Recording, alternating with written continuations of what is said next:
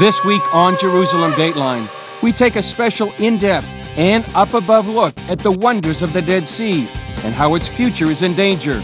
Plus a report on how the desert is blooming, just like the Bible said. Without this spirit and without this belief and without this creation, it would never happen. And how Israel is fulfilling the Bible once again, becoming the land of milk and honey. This week on Jerusalem Dateline. Hello and welcome to this special edition of Jerusalem Dateline. I'm Chris Mitchell, coming to you this week from the Dead Sea. We'll take a rare bird's eye view of this natural wonder and also see how Israel is making the desert bloom. The Dead Sea is a natural wonder, but it's also in danger. CBN News' Julie Stahl takes a look at the perilous future of this unique body of water. Sunrise over the Dead Sea, a soothing atmosphere, biblical landmark, and mineral treasure. It sits on the Great Rift Valley between Israel and Jordan. Fed by fresh water from the Jordan River and mineral springs, it's one of the saltiest lakes in the world. So salty, no fish can survive in it. Nominated as one of the 7 wonders of the world, the water, mud, and atmosphere have healing properties. But all this could disappear. The Dead Sea is dropping at a rate of 5 to 8 feet a year. This blue chair marks where the shoreline was just 4 years ago. That means the lowest point on Earth is getting even lower. The reason is very, very simple. On one hand, there is all the time evaporation of water and the surface is very large. On the other hand, good water from the Upper Jordan were taken for irrigation, to develop agriculture, to develop food for the people, and they stopped reaching the Dead Sea. So the balance has changed. Hebrew University professor Avner Adin says there's only one way to restore the sea. What could save the Dead Sea is actually pouring water into the Dead Sea. Adin told CBN News a combination of solutions is the only way to help. One way, which is the natural one, meaning let the rivers flow into it. Don't take the water from the Jordan, from the other rivers. Let it come back to its natural way. The other way is artificial, meaning making the Red to Dead Sea project come true. Israel and Jordan signed the Red Dead Agreement to make a 140-mile canal from the Red Sea to the Dead Sea. The billion-dollar project begins with a desalination plant to provide much-needed water and power to Jordan, then would drop the remainder of the water in the Dead Sea. Another way that in parallel could be done would be to take water from the Mediterranean and desalinate this water and give this water for drinking and for agriculture instead of taking the water from the Lake of Galilee and from the streams. But Adin said it's not easy to get governments invested in saving it. That's why activists like Jacob Ben Zaken and Noam Bedin are sounding the alarm. I want to see the Dead Sea restored. Ben Zaken from a nearby kibbutz gives the only boat ride available on the Dead Sea. The purpose is to bring awareness to the Dead Sea, to the beauty, to everything that's going on, including the disappearing of the Dead Sea and the way to save it. And it's working. Over a year ago, photojournalist Bedin took the boat tour. And that touched me as an Israeli to speak up for this enchanted, prehistorical, biblical place, to stand up for it. These salty pillars or chimneys may be stunning, but their appearance signals trouble. Bedin's photos show the drop in the water level in just 1 year. I've been documenting this one-of-a-kind place like never before, going on this boat ride over a period of time and documenting the beauty, the magic of this place with the purpose to educate the next generation of this one-of-a-kind place, but also showing the dramatic changes that this place has been taking. The drop has also caused huge sinkholes to open up along the shore, forcing beaches to close and a nearby road to collapse. The Dead Sea is a favorite tourist destination. It's so salty you can't sink, only float. But there's much more. In the Bible, a young David hid in the nearby caves of En-Gedi. The Dead Sea Scrolls were found in the Qumran caves, giving us the oldest manuscripts of the Bible. And the Dead Sea is actually giving life. The waters and air at the Dead Sea have special healing properties for skin and other ailments. And mineral mining yields potash, a key element for fertilizer used in agriculture to feed the world. According to Adine, the Dead Sea is like a very special diamond that needs to be preserved. Julie Stahl, CBN News, the Dead Sea. Believe it or not, much of Israel's agriculture takes place right here in the desert. And as you'll see, Israeli farmers must constantly find new ways to grow better quality produce and increase their harvest. Here's how they're taking on nature. Farming in the desert is about battling the elements: a harsh climate, little water, and poor soil. We are not the first, but maybe one of the first nations ever who really found the way to cultivate the desert and make it bloom. When many Jewish people returned to the Promised Land in the 1800s, the land was dry and barren. Today, more than half of Israel is still desert. But just like the Bible says, Israelis have found unique ways to make the desert bloom and prosper. This is Moshav Hatzeva in the central Arava Desert. Located along the Jordanian border, this area gets about an inch of rain a year. And believe it or not, local farmers use that to their advantage. From here to Europe, the distance is so short. It's a so natural market for Israel. We are here ahead of everybody because of the weather. Despite the conditions, 500 farming families here produce 60% of Israel's fresh vegetable exports and 10% of its cut flour market. We grow summer crops during the winter time. Mayan Kidron oversees flour research that helps find alternative crops to improve the farmer's harvest in the Arava. We've got new ideas, a new production, a new products that we have. For example, this small round pepper, we call it Tweety. That's the name of the variety, Tweety. Round pepper, that's another option for the farmers to grow. Each year, hundreds of people in the agriculture business visit a giant exhibition at Moshav Hatzeva to learn about experiments and technology. Entrepreneur Boaz Wachtel hopes to improve plant growth by regulating root temperature. Each plant has an optimal temperature that it performs in that range. Water pipes run along the roots, bringing cool water in summer and warmer water in winter. When you keep that root at that certain range and you prevent the fluctuations of day and night temperature in summer and winter, then the plant performs wonderfully and it produces more yield and a better quality, and the cycle is also shorter. Wachtel says he's seen great success. We produced 120% more cucumbers. We had lettuce, 35% more weight. We had basil, 30% more. We had tomatoes that is usually planted in October. We planted them during the middle of the summer. Alon Badihi is executive director of the Jewish National Fund. JNF has developed and forested the land of Israel for more than 100 years.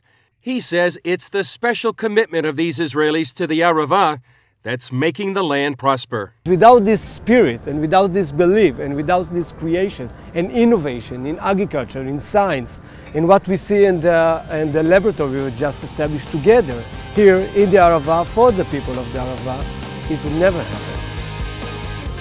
Up next, it's called the Balm of Gilead, and it comes straight out of the Bible. The Bible speaks of the Balm of Gilead, and you may have even sung a song by that name. But it's a real plant in the ancient Holy Land, and an Israeli farmer is reviving that biblical agriculture along with frankincense and myrrh. But as Julie Stahl reports, he's also getting some resistance. Meet Guy Ehrlich, visionary, farmer, and possible provider of plants needed for incense for a future third temple. We are at the Balm of Gilead farm. This is the nursery. The vision was to make agriculture of the Balm of Gilead and then to make an industry out of it. Ehrlich is still in the early stages, but already he's helping turn the desert green on a tract of land near the Dead Sea in Jericho. Along the years, I built a collection of rare biblical and medical and perfume plants. And I understood that there are some more very interesting plants in my collection that have a huge potential to benefit humanity. It started with the balsamone tree, better known as the balm of Gilead. For 1,000 years, ancient Hebrew farmers at the Dead Sea were the only ones in the world known to cultivate this exotic plant, using it for medicinal and cosmetic purposes. Now Ehrlich's biotech venture is reviving that trade and more. He knew how to make out of it one of the most important medication of the ancient world, a perfume that was considered to be the best perfume in the Roman Empire. It serves as the fifth ingredient of the incense of the Holy Temple, and since the Second Temple period, it serves as the anointing oil of the kings of Israel. At the 6th century, it disappeared from here together with the Jewish people. Ehrlich got his first plant from a shoot that was smuggled by a German scientist out of Saudi Arabia and brought to Israel. Oddly enough, the plants he grows are thriving in the intense heat and salty soil on the shores of the Dead Sea. I believe that in the future it would become a medicine. Before it would be a medicine, it will be a nutraceutical and a cosmetic. Before or after it might serve as the first ingredient of the incense of the temple. Ehrlich has 6 acres of balm of Gilead trees so far and another 5,000 plants ready to be planted. Right now I'm the only and the biggest balm of Gilead farmer in the world. The resin from the bark, the berries, and the leaves of the balm of Gilead can all be used, and each has a different fragrance and properties. Ehrlich also grows frankincense on his plantation. This is my second baby after the balm of Gilead. I started with the vision of bringing back the balm of Gilead to the shores of the Dead Sea, but after a few years I understood that I have some other very interesting plants in my collection, and nowadays I have a team of plants that I want to make into products. There are more than 20 varieties of frankincense, but this is the one from the Bible, and it's considered an endangered species. This is the frankincense of the Holy Temple. Now, there is no agriculture for this tree. This tree only grows wild in different countries at the Horn of Africa, and since there is such a big demand for this, there is overusing of the plant. Ehrlich is also growing myrrh, and there may be a connection to the gifts the Magi brought Jesus at his birth. Another way to introduce myself is as a Magi. We know the 3 Magi that brought Miriam presents. They gave her frankincense and myrrh and gold. Now there is a claim that the gold is the balm of Gilead because it was more precious than gold. This is the diamond of the incense. This is the diamond of the medical plants. Ehrlich, who describes himself as a man of faith but not religious, is also growing a number of other plants needed to make the incense for the temple. That has caught the attention of some religious Jews who would like to see a 3rd temple built in Jerusalem. I definitely didn't thought that I'm going to serve the temple, and I was surprised from the amount of temple fans that came to visit me. When Rabbi Ariel was here, I told him that I'll be more than happy to supply the incense for the temple, and I'll do my best to be ready with the incense till the temple would be here. But I told him that I'm not going to build him a temple. But despite his excitement over his team of plants, Ehrlich has also had some big challenges. His plantation is in biblical Judea, known to the world as the West Bank, and that has scared off an American company who partnered with Ehrlich for years. One reason? Backlash from BDS, the anti-Israel boycott, divestment, and sanctions movement. I'm sorry for this company that they surrendered for this wicked movement, but what can I do about it? I can only fight it by succeeding without them. He's had to dismiss his Israeli and Palestinian workers and rely on volunteers like Kinneret and her friends, who spent a week here, among other things, pulling weeds. If this is what we can do to help, this is what we could do to make the world better at the end, so this is our job. The setback isn't stopping Ehrlich. His goal is to start a research and development center for medical plants that he hopes will benefit the area and the region. And, as the Bible says, make the desert bloom. Julie Stahl, CBN News, Balm of Gilead Farm at the Dead Sea. Coming up, watch the Bible come to life in the land of milk and honey. As Israel faces trouble on nearly every side, it's important to remember how God is fulfilling His promises to the Jewish people. Julie Stahl has more on how biblical prophecy is coming to pass, and it's one of my favorite stories. In the Bible, God promises the Jewish people a land flowing with milk and honey. And while it's a sign of abundance, it's also literal. In fact, milk and honey is critical. It's used 20 times in Scripture. But when the Jewish people returned from 2,000 years in exile, they found a barren desert land. And Orthodox Jewish author Moshe Kempinski says that was all in God's plan. God says, I'm going to do something miraculous. I'm going to create a land that even though those climate issues don't call for it, it's going to be a land that's going to be filled also with dates and honey and also with milk, so that you know that nothing comes here. Nothing in this land comes here except when it's from me. And God has delivered on that promise. We consider leaders in that production of milk in the world. Despite the heat, humidity, and limited resources, the Israeli cow produces more milk per year than cows in the U.S., European Union, and Australia. We keep going up.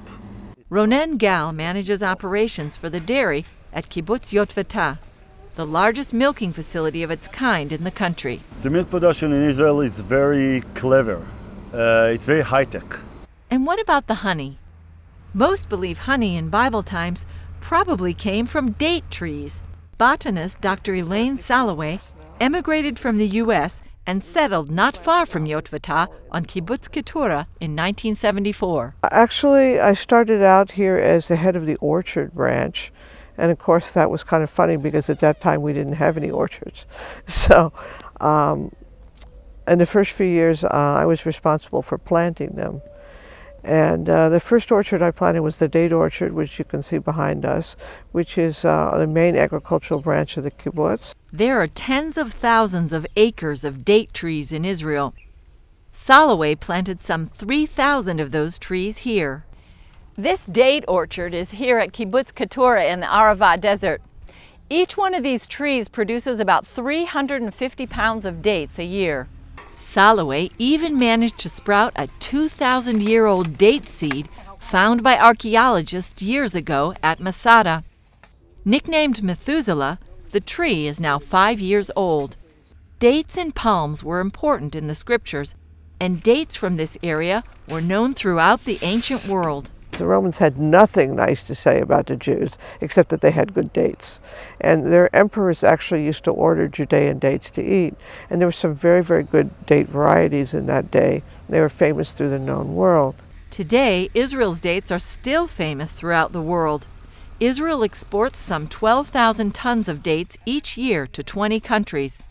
Now, Salaway is going beyond dates to grow other life in the desert. I'm looking for trees that love to live in the desert, that rejoice to live in the desert, not the ones I have to keep on life support.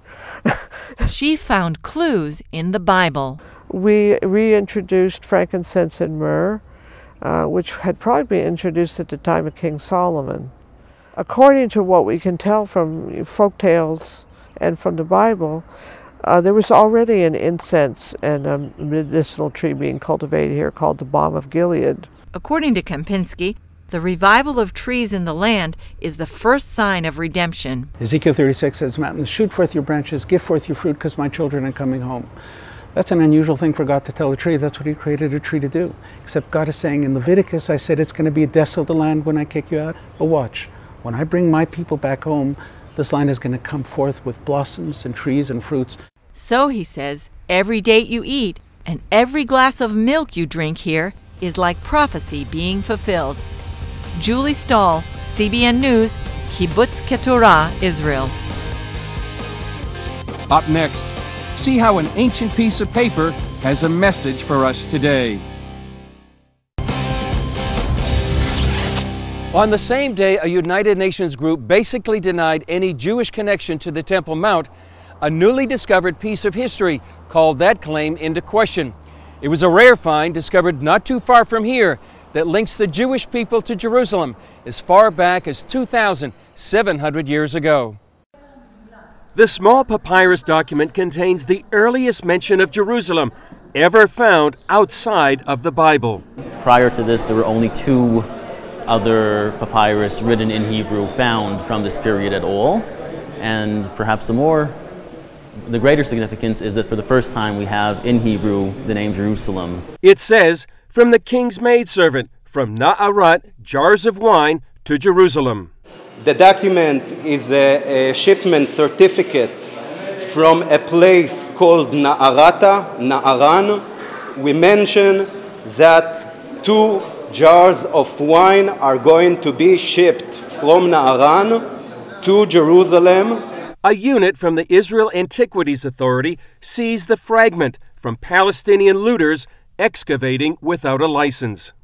We understood that we have something very, very important in our hand.